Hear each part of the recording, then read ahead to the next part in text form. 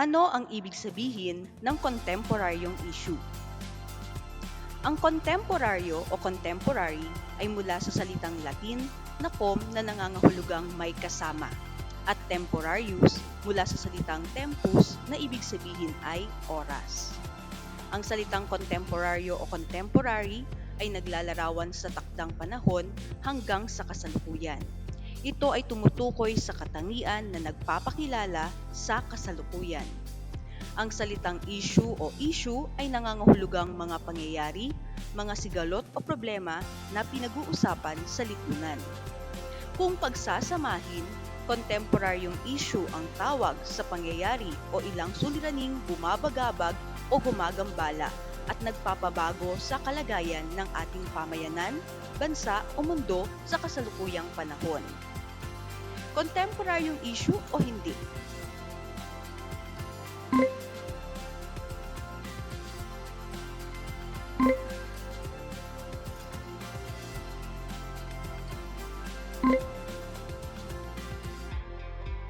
Paano masasabi na ang isang pangyayari o suliranin ay isang kontemporaryong issue? Mahalaga at makabuluhan, may temang na pag-uusapan at may positibong impluwensya sa lipunan. May malinaw na epekto sa lipunan o mamamayan at may matinding impluwensya sa takbo ng kasalukuyang panahon. Uri ng kontemporaryong issue.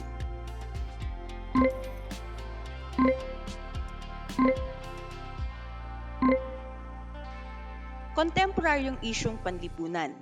Ito ay mga issue o mahahalagang pangyayari na may malaking epekto sa iba't ibang sektor ng lipunan, tulad ng pamilya, simbahan, paaralan, pamahalaan at ekonomiya. Kontemporaryong isyung pangkalusugan. Ito ay mga issue na may kaugnayan sa kalusugan na maaaring nakabubuti o hindi nakabubuti sa mga tao sa lipunan. Kontemporaryong isyung pangkapaligiran. Tumutukoy sa mga isyong may kinalaman sa kapaligiran at mga usapin sa pagpapaunlad at tamang paggamit sa ating kalikasan. Kontemporaryong isyong pangkalakalan. Mga suliraning may kinalaman sa globalisasyon at negosyo, kasama rito ang mga usapin o isyong pang-ekonomiya.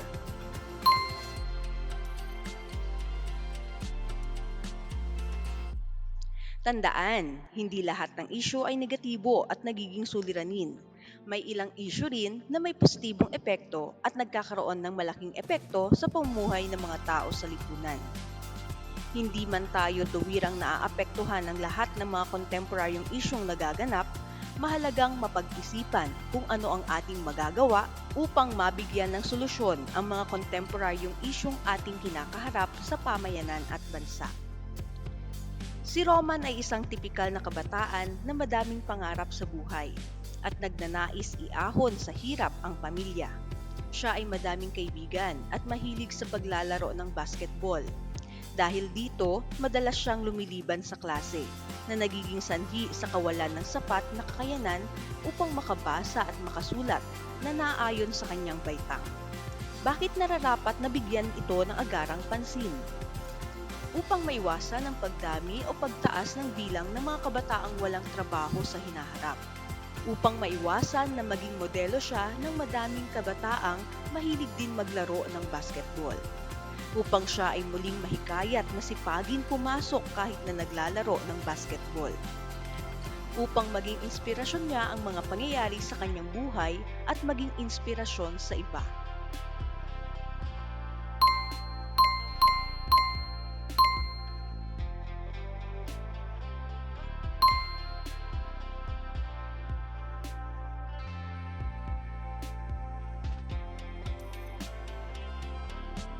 Ang mga pangyayari o mga suliranin na pinag-uusapan sa bawat sulok ng ating bansa. Contemporary issues.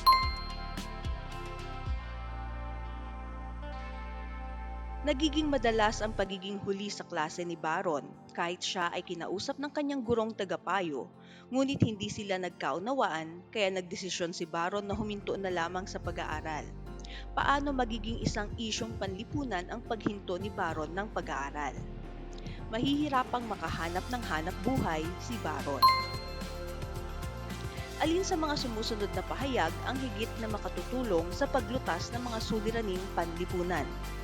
Kailangan sumunod sa batas ang mga mamamayan gaya ng pagbabayad ng tamang buwis.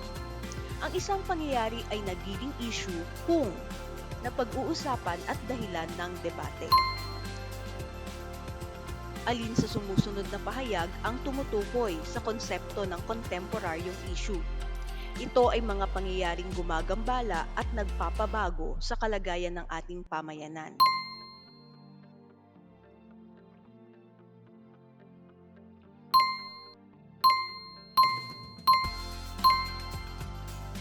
Tandaan, ang pagiging mulat sa mga kontemporaryong issue ay nakatutulong hindi lamang sa pagpapayabong ng kaalaman at katalinuhan bilang mag-aaral, kundi maging sa pag-ubog ng pagkatao bilang isang responsableng mamamayan ng bansa.